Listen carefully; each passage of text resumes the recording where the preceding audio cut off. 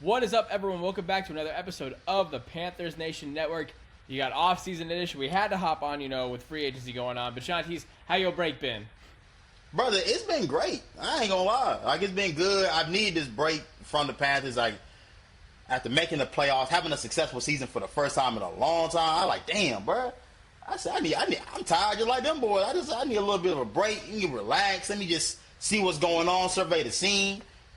But damn, boy, I think this may be, at least on paper, the greatest offseason we've had. On paper. Ooh. Okay, that's interesting. It's so hard. I'm so gun shy with Panthers off seasons, and especially signing people, because it's either they're all bargain bin guys, or they're gonna be they're at the end of their careers. This one, yeah. I'm so also hurt after the one, of course, when Bryce first came in and we looked like we're making all these signings, it's about to be A1, and then not a single one of them pans out. So I stand on the fact that I hated everything. You did. You hated every single thing that happened. I had a slight little belief, which I was like, maybe something's happened, maybe. And then I'll have to give you, I'm gonna hold off on the greatest ever until we see what this draft is like. Yes, that's fair. Completely fair. Because it's going to be a very, very interesting draft, Now, I'm trying to think about, just let's go through all of it, right? Because it's so much to even break down. Starting, of course, with the top free agents, right? And the top guys to talk about, Jalen Phillips and Devin Lloyd. These are two positions that we were, clamoring over. We said linebacker, edge rusher. We had, historically bad defenses year in and year out. We needed, and we got a little bit better, but needed some consistency, needed some work. So, give me your thoughts on the two linebackers. At least with Jalen Phillips, you talk about a guy that ranked top 10 in pressure rates amongst all defensive players. You talk about a defense last year in the Carolina Panthers that was one of the worst in getting to the quarterback. 25th in sacks, didn't apply a lot of pressure to the quarterback. I think about the last drive of the season and how our season ended. Damn, would have been nice to have a Jalen Phillips out there, maybe create some pressure, moving a guy like Stafford off the spot. If Jalen Phillips can be what he was last year and maybe add on a few more sacks. Last year he only had 5 sacks. I know people were a bit concerned about that. If he gets you to about 8 to 10 sacks, he doesn't have to be a 15-sack guy if he continues to be the effective rusher he's been in terms of, hey, helping move the quarterback off the spot. I believe he'll make a lot of guys around him better. Nick Gordon, of course, that's who we're hoping is going to be the guy to step up from that rookie class last year. He showed great signs as well. So, you're hoping that the signing of Jalen Phillips elevates the room, elevates a guy like Nick Gordon, makes life easier for a guy like Derrick Brown as well. Obviously guys like Turk Wharton will have to be more of an integral part into our group this year. Now, now that A'Shawn Robinson's been released, but Jalen Phillips is the signing that, off top, I'm like, bro, yeah, that's an instant game changer. And Devin Lloyd, I don't know, I'll let you take the keys on Devin Lloyd. Look, at Devin Lloyd has the potential, in my opinion, to follow suit with that great train of Panthers linebackers in the middle, right? That is, in my opinion, something that I was, in both before last year's draft and throughout the whole season, I was like, look, we need a linebacker. Guys, Christian Roseman was cool, but we need a guy. We need a dog. How, Dan Morgan, can you sit there and look at this defense and not provide it with a star caliber linebacker, which Devin Lloyd has the potential to be? A true veteran signal caller there in the middle. The money you're getting for him, in terms of the other guys that are above him, I think he was fourth or fifth in contract for what we gave him. And I think he was the best inside linebacker available, especially, after some guys fall off the market, especially for how much you're not trying to give away. This is your build around him, continue. You don't have to give up, to not have to give up Derrick Brown or J.C. Horn to get a guy like this, but you would have had to give up to get anybody Max Crosby. Yeah, like a Max Crosby, or someone who's really going to, affect things in a different way in your defense and any other position. So now, in my opinion, you have Pro Bowl caliber at all 3 levels of your defense, which you haven't had in quite some time. Having Derrick Brown, Devin Lloyd, and then J.C. Horn at all 3 levels, I think really speaks volumes. I think that it finally gives me a little bit of confidence because Christian Rosebeam still hasn't signed with anybody. Trevin, you've got Trevin Wallace, who's going to be coming off of injury. It'll be interesting to see how he is able to bounce back from a year that he wasn't able to finish out or play the whole year. So it'll be interesting to see. But I really like his pick. With Phillips I was a little interested with too, because there was obviously the injury history, that kind of soiled his time in Miami. But then he comes to Philly and he makes an impact, right? And so it was nice to see him bounce back. It's like, okay, is that the Philly system that he's performing well in, or is it him in general? I think that with the type of and especially if he can, adjust to the type of defense that Avero has. This all tells me that this is Avero's last rodeo. Oh, You have no excuses now. I get losing A'Shawn Robinson, but you've re-signed a couple of guys, LeBron Ray, Robert Rochelle. You've especially in the defensive back room, you've got a Caleb Evans. Re-signing Isaiah Simmons, I think, was a great move, and I'll be interested. We talked about it. He's listed as a safety for all intents and purposes, but does he play that? What do they call it? That scorpion or that kind of hybrid role where he comes up a bit. Yeah, I like what similar to what Trayvon Mulray plays. Similar in that vein. Look, with Isaiah Simmons, I like the idea of Isaiah Simmons. I like the idea of bringing him back. Especially for a guy that's not going to cost you a whole lot. Still a great athlete. Still shows great signs. I mean, in the playoff game, he showed you that I can at least contribute on special teams. And having a guy like that in the room is what you need.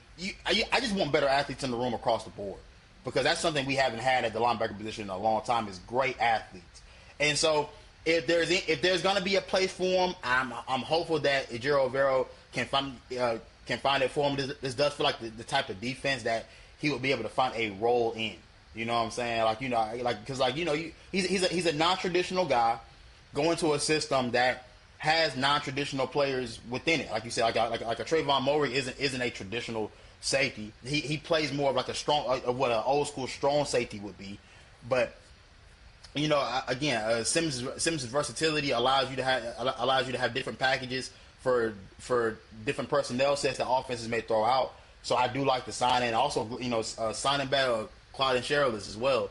Another signing that he was a guy when Trevor Wallace went down. I was happy with his production. I didn't think there was a drop-off between Wallace and Sherrills. If anything, I honestly thought he outperformed what Wallace had done up until that point. So to have a guy like that back also, I think it's a great sign. I think you've improved the room. I mean, I said it in a video on my channel. I'm like, hey, look, if you were to sign Devin Lloyd and bring back Isaiah Simmons, you flipped around this room, at least from an athletic standpoint, more so than what you ever could have done maybe anywhere else. And like you said, for signing Devin Lloyd for $15 million a year, I think it's great value for that, with the money as well. It absolutely is. I was like with Phillips, I'm like, okay, that's good, but that's a gamble. I mean, especially for the money that I thought we gave him. But getting Lloyd to him, like, okay, they've got a plan out there. You save a lot of money getting rid of A'Shawn, too. That was the main reason why. A'Shawn was great and his production was there, but the money we had for him was just too much. And then restructuring Derek Brown's contract also helped a lot. I thought, that was, we've seen it, in years past, the restructuring of contracts to keep guys around or to bring in more money. Because, to be honest, I don't know how, I was like, how are we making these moves? We have no cap space. Brother, I was sitting here, me and my cousin were talking. He was like, this is after we signed Jalen Phillips. He's like, bro, you think we still getting Devin Lloyd? I said, brother, we're the Carolina Panthers. Hell no, we ain't getting Devin Lloyd. And I was like, bro, I'm used to being poor. I'm used to being a poor's organization. I know how we spend money here. And I just had no hope that they would get it done. But Brant Tillis, got to give credit to him. Like you said, like Dan Morgan's aggressiveness and Brant Tillis, his wizardry with the cap. It's changing how we can look at the offseason now, because typically we would never have this much faith that we could get moves like that done. And that's why I'm like, all right, I give a pass to Panthers fans on Twitter, because this is new territory for them. They don't know how to act. No, the funniest thing was when Phillips got signed and the money came out, and obviously, we both had questions about the money. I had to go do the research. You know what I'm saying? I had to go ask Allen Iverson, go get the answers. You know what I'm saying? Get on AI. I was like, hey, how much is his deal worth compared to what Brian Burns got a couple years ago? Right.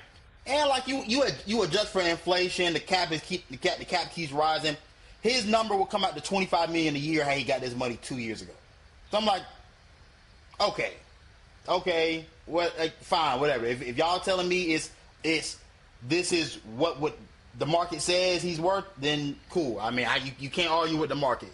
You know what I'm saying? Especially if you want high end players. You know, so it is what it is.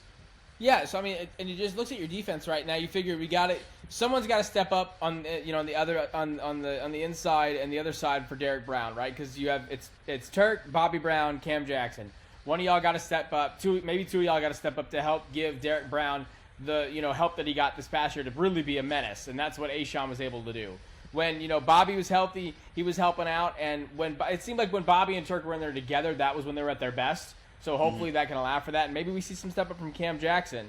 Then you look at it, you've got Nick Scorton, Pat Jones still on the outside for the weak side. You'll have Phillips and Wanham if we bring him back on the strong side. Because you imagine Phillips now starts over Wanham. I can't imagine, Brother, it's not even a question for me. If Wanham even gets re-signed at this point. Right, because, Wanham was, absolutely nothing. I got absolutely nothing from you. I know they can tell me what he does for the defense. I'm like, okay, whatever. I watched the game. He ain't get back to the quarterback. So, I don't, maybe run support is where the strength of his game is, but okay. Nothing, yeah. And then outside of that, you've got Devin Lloyd, who you assume will get the green dot, you assume will be the starter, and then it's interesting to see what they do with, like you said, Roseboom, Wallace, or Claudin, because all three of them are serviceable guys. Maybe they do kind of a running rotation of who they think would fit in those moments. I'm not, if they can get, if they get Roseboom back. If it's just Wallace and Chairless, I'm kind of fine with that at the moment. I'm okay with that in right now. And then you still got Scorton and Princely, and Princely's now able to get some time to develop maybe. He's going to be sitting behind for a little bit. Keep guys like Bam Martin Scott there in the practice squad or special teams, and I like that. You're putting together. If Corey Thornton comes back fully healthy, and you have Mike Jack, you got Shaw, and you got J.C. Horn with them. That Trevin Moehrig, and then if they bring back Nick Scott, if not, does Isaiah do enough to start with Nick Scott being gone at safety or Lathan? I would think Lathan would start, because Lathan, when it came down to it, he got a good bit of deep safety work. I'm still unsure of what Isaiah Simmons actually is. Yeah, and I think that's been the problem for a lot of his career, is that nobody's quite figured out how to use him and what should we do with him. So I'm eager to see what they figure out with that. I like that. I like the idea of having a guy with that kind of talent, but I don't quite know if he's a deep safety, because that's what Nick Scott. That's the spot of the field that Nick Scott held down, and Nick Scott was solid for what he was, for what you signed him for, how much you paid him. He was solid. You obviously still think you can do better at that position, but right now I think you may just bring Nick Scott back, truth be told, and just try to keep some continuity within that back end. If you have the money to do so, absolutely, yeah. Because especially in the times where they had their whether it was a 4-2-5 that they'd run with, and it wouldn't be Shaw, but it would be Nick and Lathan in the back, so that Trevin could go up front and take over that third linebacker spot that you just took away. Isaiah could do well with that spot as well. I mean, to be honest, if you could unlock Isaiah's linebacker potential, and then from what he had in college, could you imagine sitting there in 2020 and telling somebody, hey, we were able to get Derek Brown and Isaiah Simmons. Don't you wait. I remember the fallout from so the Panther bad. fandom. This was the one and only time I was standing on the table for a Clemson player. Right? This would be, you know what I'm saying? I don't do it often, because y'all don't really produce guys that I necessarily need. But in that instance, I did want Isaiah Simmons, and I'm happy with who we got, of course, because we got one of the best defensive tackles in the game. But like you said, there's a whole lot of possibilities with what Isaiah Simmons can be, and he can provide depth in multiple rooms, which really adds on to his value as well. Absolutely, and that's not even to be said about what he does in special teams. That's really where he thrived last year. Now, offense is a bit of a different situation. I'm not necessarily concerned, but I definitely have question marks. We talk about, especially on that offensive line. We knew it was going to take a hit. I don't think we knew how bad it was going to be. Like, we knew that Cade Mays was out the door. There was no way we could affect really any other position with the money that he was going to be getting from Detroit. So all the best to him. Hope he does well in Detroit. You knew Rico was out the door. He made that very, very clear. Luckily, he's out the division. Right. Whatever. Pittsburgh out the division. Whatever, cool. Yeah, that's fine. So haven't heard anything from Corbett, Christensen, or Curran as far as the offensive line goes. You get back. We knew we were going to get Coker and Tremaine. David Moore, I'll talk about that in a sec. I think the big one for me that really kind of threw for a loop, after Icky goes down, you're like, all right, well, we've got guys. We've got guys that can hold it down, like, Ayash and Yaman. Then he renounces his retirement. Definitely. All the credit, all the luck to him in his next chapter. Glad he's leaving with, We ain't gonna be like some. We ain't gonna be like. I say we ain't gonna be like some fans of some other animal team that throw their players under the bus when they retire early. Bro, yeah, that's I can't do that. But you know what I'm saying? Look, good luck to him in his future. I'm glad he walked away on his own terms. Glad he walking away healthy. All the best for that man moving forward, for sure. Yeah, so they tried to, I understand why you do so. I get it. And yeah, kudos to him for choosing himself, because that's not something that's done a lot, especially in this league. So I'm glad that he was able to do so. It's going to be a bit interesting now with this offensive line. Now you're really hurting at left tackle there, and you still don't have a true center, right? Like, you have Corbett if you re-sign him, which they have yet to do. Obviously, Damian Lewis, Robert Hunt, if Robert Hunt can come back fully, and then Taylor Moton, you're all squared and set there. And they tried to sign some, this is where they really kind of went, in my opinion, bargain bin compared to the offensive tackles that they've gotten in the past. We get guys like, Luke Fortner, Stone Fossum, and then Rasheed Walker, all in a couple deals. And they're all just kind of like, eh. Yeah, not good. I'm not gonna lie. I'm not gonna sit here and act like it's not good. It's not good. I have a lot of worries about this offensive line. It now leads to questions to what happens at the 19th pick. What do you do there? Because, I want to go best player available. That's kind of where I've shifted my mindset towards, especially after last year and how that went. I want to go best player available. I don't want to reach for if a tackle is there, and that is the best guy you can get. So, and like the name that's been swirling around at that spot, it will be Caden Proctor out of Alabama. Athletic guy, big guy.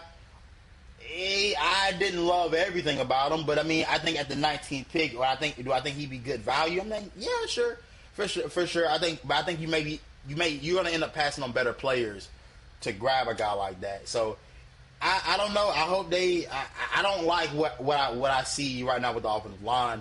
Knowing that having some continuity and having guys you could plug and play last year was a lot of the reason why you saw success. Credit to Bryce for what he was able to do with those reserve guys, but if you're not, like with Brady Christensen, with Christensen, what was his injury? I think was his injury like pretty severe when he left out? It was not good. Yeah, I can't remember. It was I think it was his leg, and it was not great. And we're hoping he comes back squared away, but he hasn't been re-signed either. Right. So if you're not gonna, because I understand why he hasn't been re-signed yet, because bro, we can't effectively pay somebody that's not going to even be available, for the upcoming season, or at least not for the start of it. So there's a lot of question marks there. I wonder what they'll do. Like you said, Rasheed Walker was just signed right before we started recording, so it's I gotta imagine there's some scrambling going around. I know we've liked what they've done defensively, but this and the situation that's kind of happened with the offensive line has probably left them scratching their heads and trying to figure things out as they go. Yeah, and that's where I'm like, I think it's where he's trying to find some guys that he knows, like Stone Fossum. They obviously had some familiarity with him, but I'm not sure what all he would be able to provide in the slightest. I think you're right. It definitely changes what the mindset was for the draft, where, like, with these picks, or with these signings, I'm like, all right, give me best player available. Let me take whoever I want at that 19th. Now I'm like, all right, you kind of pigeonholed yourself into a space where offensive line is your only option, because there's best case scenario, Icky comes back halfway through the end of the season, if that, or halfway through the season, if that. And what can you really expect from a guy that's just going to be entering the season in the middle of it, in the heat of the fire? That's a tough ask. I didn't want to ask it of Robert Hunt this past year, and for Icky's injury even more so, because it's one of those where it's a lot more severe. And now you have no left tackle to speak of, because that was Yash was filling in that spot, and now he's out there. So if Brady can come back and be fully healthy, and I was trying to figure out what his injury was again, that is a different story. But I'm a little concerned there. Outside of that, I like the John Mechie signing, at least for some familiarity for Bryce, and giving him a kind of a weapon that he already had some familiarity with. I'm not sure entirely. I've seen people going crazy, like, all right, well, he's wide out 3. I'm like, whoa, okay. Hold on. Hold your horses, because at this point in his career, he hasn't been productive anywhere. Like, not significant enough to say he's going to take any position. Like, he's not, I mean, he had some flashes with Houston, we talked about, and definitely fell off when he went to New York, but, like, what does that really do? Whose fault is that really? So I think it could create an interesting. It gives you an extra weapon. If they feel like Jimmy Horn is not who they thought he is right now, or not ready for it, it does. But that's where I'm like, just okay, like Dan. I mean, Dave, you've given up your play calling duties, which we talked about beforehand. Mm-hmm. Like, let David Moore go. I'm sorry, just let the man go. He's not gonna do it. He refuses. I thought David Moore would be done this year. After this past year, I thought so too. You got Thielen out. Get the ageism going. Like, you got Thielen out. Just commit. Just commit to it. Because I mean, like, he probably brings something to the room that they feel like is still valuable to that room, especially consider how young it is. I know we never got a chance to talk about Jalen Coker not getting a new contract. Look, I think it makes all the sense in the world. I know people were upset about it, but you have the ability to do so, right? With this tendering, and I mean, it's not like he had a breakout year for what he was able to play, but he still only played half the year, and that's been the story of his career thus far. Is he hasn't always been available. So in order for me, I said, what would you want? What do you guys want to pay him? Like, there's no way you can go out and give him wide receiver 2 money based off of what he's done. I say he's had a handful of games in each of his first 2 seasons. If he would have started the year out, healthy and ready to go, then this conversation is a lot different. It's probably he probably gets the contract, but not being available hurts what we can do for you, and it hurts what people. I mean, like, the open market wouldn't be that favorable to you either. No, and that's the thing, too, is that you have the ability to do, like, that's why this whole thing exists. He was a UDFA. It's not like he's on a rookie contract. So you have the ability to not continue to put off putting him on a full-fledged contract until such time as you have to do so, because especially with the cap situation, you have way more stuff that you have to deal with. So take care of it how you want to take care of it. I didn't have any issue with it because, again, yeah, he had a 400-yard, I think, 480-yard season, if I'm not mistaken, which in that time frame, cool. That's what what you wanted. Productive.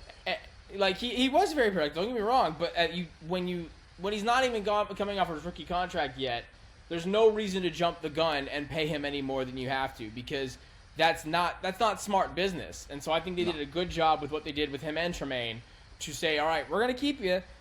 Continue to prove yourself because you need to in both regards. So I had no issue with that. I think that they've made, like I said, to your point, I think they made very good moves thus far. I want to see how, they obviously still fully pan out, and then how it leads up to the draft, because now things are a little bit more interesting in terms of what we're going to do and with the picks that they're going to have. I'm excited to see, kind of. I'm not listening to any of the reported conversations of the people that they're bringing in because in the last 2 years I don't think they've drafted a single one of the guys that they've brought in for like early looks. So yeah. I'm not listening to any of that. I'm just gonna have fun now with the draft where I'm not pressed that they have to draft a certain person for their season to go a certain way. Facts. I think after, again, last year taught me a lot in just, hey, look, let the board fall how it may, but take the best damn player that's on the board. That's the easiest way to raise the floor of your team is by adding the best talent possible. Now, if I were to say a guy that I would love at that pick, Kenyon Sadiq. Of course. Like I think that's the name I think we all can agree on and say like that guy would instantly change the room, a room that hasn't had a real difference maker since Greg Olsen left. No, it hasn't even been close. I mean, obviously I like Mitchell Evans and what he brought, but still not the athlete that you want at that position. Tommy Tremble's the athlete, but just not necessarily the complete route runner that you would like to see at that position. And Jatavion Sanders is a lot more questions than I have answers, man. I ain't gonna lie, a lot more questions than I have answers for the guy right now.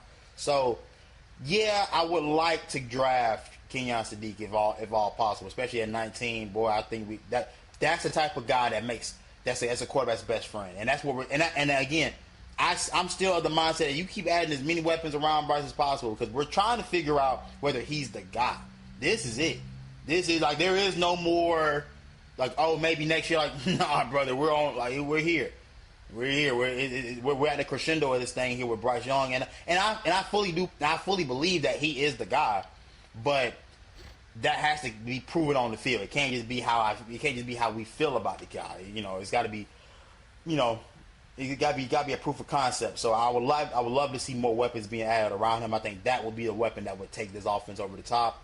Obviously, then we have other issues though to address. So we'll see how it goes. Yeah. I think it's interesting. I think the free agency so far has been very telling to see what they plan to tackle in free agency and what they plan to tackle in the draft, which they've done thus far. If you look back, at it, right, you throw in some offensive tackles, offensive linemen in the or in free agency, then you go, defense, you go weapon heavy in the draft. Then last year, you throw in. You go after a Rico Dowdle. You go for guys on the defensive side, Morig, Robinson, Bobby Brown, Turk Wharton. So then when the draft comes around, again, they start very offensive heavy in who they want to get. Yeah, Jimmy Horn, Mitchell Evans, obviously T-Mac, like that's who they go for, right? So I think they've shown kind of how they want to flip it. So in this free agency, they haven't really touched on any running back, and they haven't touched on tight end. And they haven't touched on, outside of, re-signing guys, really, or some bargain guys like the defensive back position. So I'd be interested to see. I think they do go after a running back later in the draft this year. I do see them doing that. I think you're right with tight end. I think if he's up there, I think Kenyon Sadiq is exactly who they're going to go for because Dave Canales, even if he's giving up, play calling, him and Idzik both, they love their tight ends. So I don't think that they're going to not go after that. I think it's interesting that, and it'll be a big question mark to see how Jonathan Brooks looks and how he can come back. Because if he can come back full throttle and provide the same amount of ability that Rico Dowdle did, then they're sitting pretty. Yeah. He'll be wearing 25 this year, interestingly enough. Yeah. Okay. Maybe making room for somebody else, a rookie to wear 24, specifically at the safety position, specifically from South Carolina, specifically maybe with the last name of Kilgore. Just saying. Man, boy. I'm just saying. Talk about safety help. Talk about a guy at, not necessarily safety help, but nickel corner, possible. A guy that has played some safety in his career. Hey, I'm all for it. We know, look, South Carolina's the new DBU. These guys come out bona fide. Me being an alum aside, South Carolina defensive backs just translate to the league. I mean, if you could say something to us. But you can't say something to Nick Manowari. I'm sorry. And, everyone can eat their words because look at what that man did, and he's got a ring already at his rookie year. So I don't want to hear nothing. And if there was a redraft today, Nick Manowari wouldn't leave outside the top 10. No. If you knew what we knew, because what we knew, we thought he was a first rounder. We love the idea of him being in processed blue. We just knew we couldn't swing that with all we needed. So I mean, it is what it is. But yeah, so.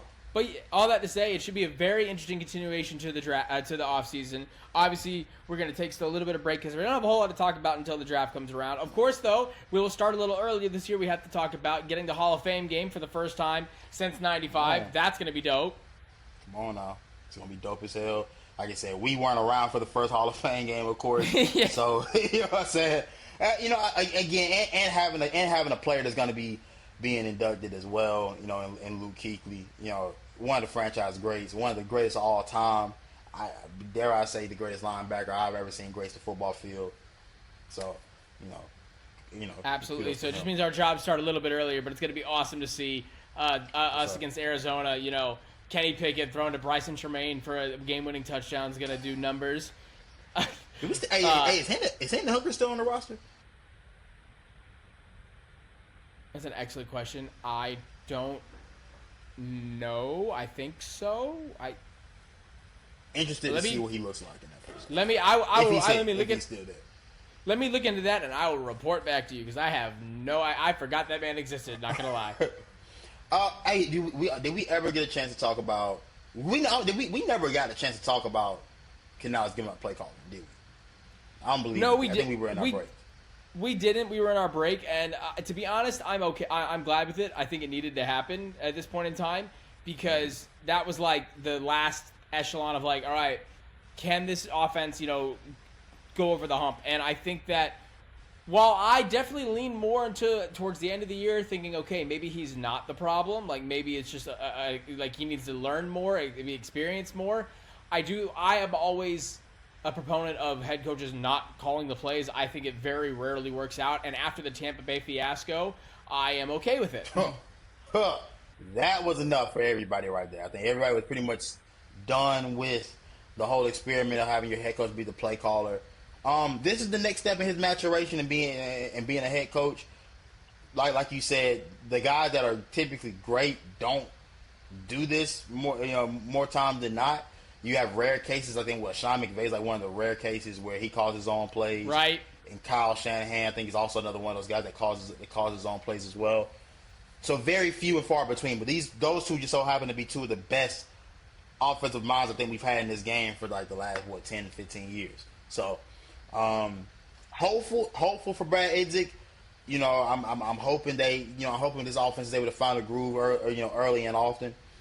But excited for sure. I think him recognizing that, hey, look, it's time for me to make this change. If I'm gonna take this next step, then I gotta take some off my plate. Maybe that's gonna allow me to be the more of the CEO kind of head coach, which is where I think you have to be in the NFL in order to be a great one.